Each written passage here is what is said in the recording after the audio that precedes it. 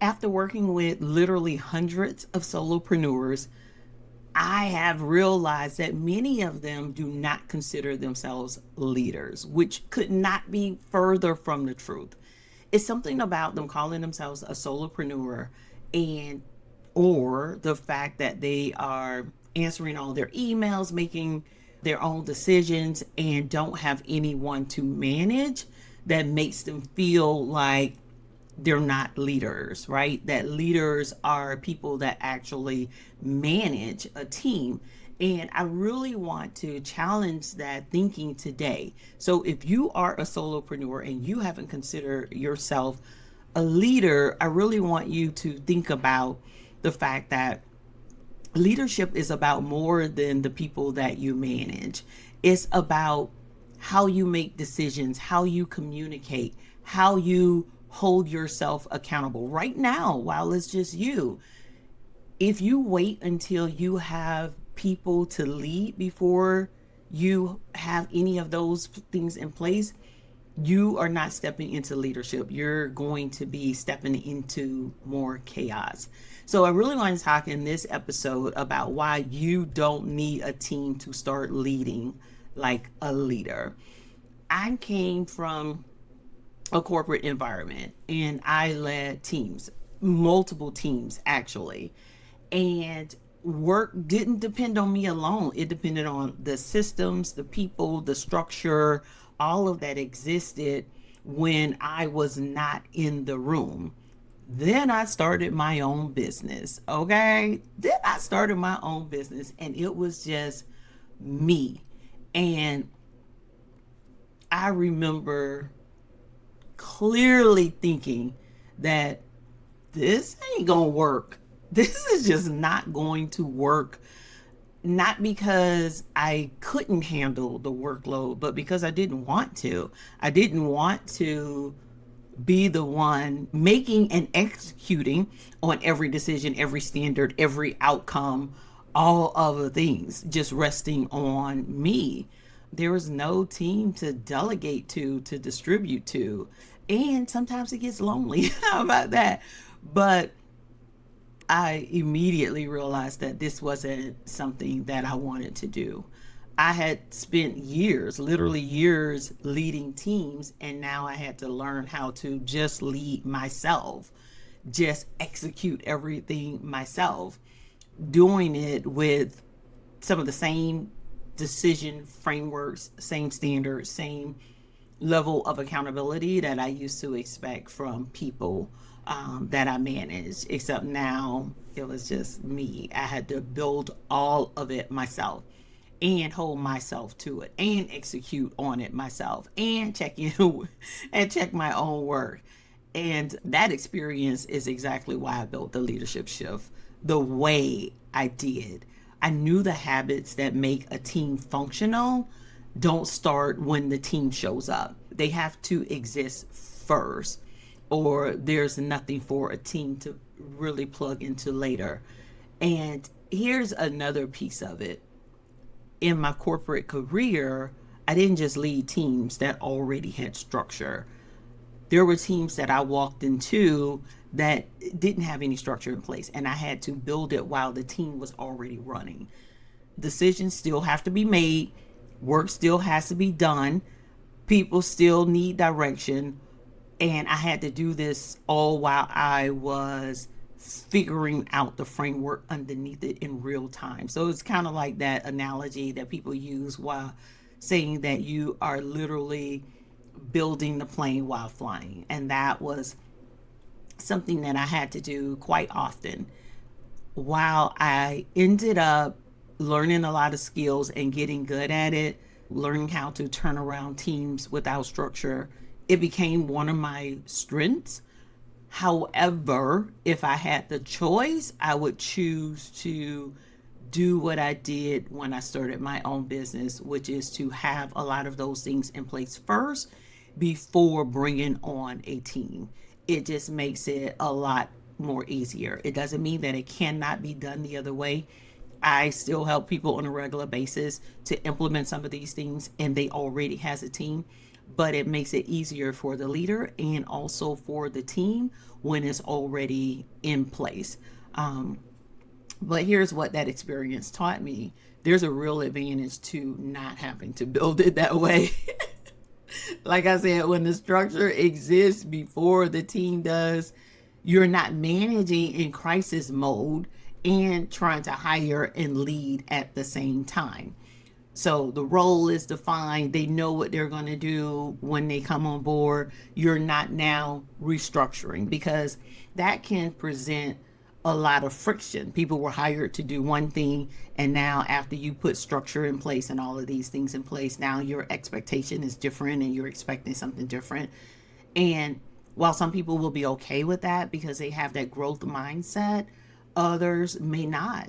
So it can create some friction. So today, I really want to share some things that you want to have in place before you increase your head count, right? So it is basically, it's a practical set of behaviors, the same ones that I had to rebuild for myself, the same ones that I've had to build under pressure inside teams that didn't have them. Just to remind you that this requires a mindset shift, because the other thing that I've learned in working with a lot of business owners is that that mindset of "I'm not a leader yet" is often a permission slip to keep avoiding the behaviors that make hiring sustainable. I've done it both ways: build it before the team, build it while the team was already moving. And here's what I build first every time if I had a choice. And here's what I did when I came out of corporate, started my business, and started building. The very first thing that I would do is create decision frameworks. Right now, every decision in your business probably lives in your head, and it changes depending on your mood or your energy or the client. A decision framework means that you have a repeatable way of deciding things, whether it's pricing exceptions, scope changes, when to say yes to a client request, and when to say no to a client request. If you can't explain how you make a decision, you can't hand that decision off to someone else. Make it clear, make it plain. Someone wants to change the scope. Here is what you need to do in order to decide if you're going to allow it or not. Write it down. The second thing that I would do is communication standards. How do you currently update clients? How do you currently respond to a problem? Is there a standard, or does it depend on the day? So, for example, when I was turning around teams without structure, one of the first things that I would put in place was a simple rule: every client email gets a response within one business day. Even if the response is just, "I see this, here's when you'll have an answer, I'm looking into it," whatever it was. That one rule alone cut down on confusion. That one rule. Here's another one. Instead of updating clients whenever you happen to think of it, you decide every project gets a status update every Friday by noon. No exceptions. That's a standard. It's something that you can teach to a future hire because it's not based on memory or mood. It is a rule. It is the standard. This is not about adding more processes for the sake of it. It's about making your communication something that can be taught, not just something that lives on your instincts or in your head. The third thing I would do is create accountability structures. Who holds you accountable right now? If you are in business by yourself, who holds you accountable right now? If the answer is no one, then that's a gap. Here's an example of how you close that gap. Every Friday, I look back at 3 things I said I'd get done that week, and I ask myself honestly, did you do them? And if not, why not? It's simple, but it is consistent. And it's the same kind of check-in I'd expect from a team member. I have a document that we use in the leadership shift, and it's CEO habits. And one of the things is that at the beginning of the week, you're sitting down, you're planning your week, but you are literally saying, you're filling out this form and you're saying, what are the three things that I'm going to work on? You know what I mean? What are the things that I am going to hold sacred this week, where no matter what happens, I'm going to do this? And as a part of that 15-minute ritual that you do, because it only takes about 15 minutes, at the end of the week on Friday, you're going back, you're looking at your week, and you're filling in. What did I do well? What didn't I do? Why didn't I do it? And you're asking yourself these questions, and you're holding yourself accountable. The more that you do that, the more accountability you take, number one, and then the more productive you are, because you know that at the end of the week, I'm going to have to look back and explain to myself why I didn't complete what it was that I said that I was going to complete. Another example could be setting a deadline for yourself and actually treating it like a deadline, not a suggestion, which is why I use my calendar. I book things on my calendar. So just like you tell a client something will be done by Wednesday, you're going to tell yourself that something's going to be done by Wednesday. You're going to put it on your calendar, and you're going to make sure it gets done. The same behavior that you are modeling, hopefully, that you're modeling for your clients, you want to be modeling for you. I always tell my clients to treat yourself like a client. If you put client delivery things on your calendar, you need to put things on your calendar for you. Things that you need to get done. Just like you hold to it for a client, I want you to hold to it for yourself. I work in 90-minute blocks. A lot of times I'm doing 90-minute increments. So I may work on, if I have a project that I'm working on, I'm going to at least dedicate 90 minutes a couple of times a week until I get it done. But just like I block time to work on my client delivery stuff, I block time to work on the things that I need to work on as the CEO of my business. Paid me to provide a service.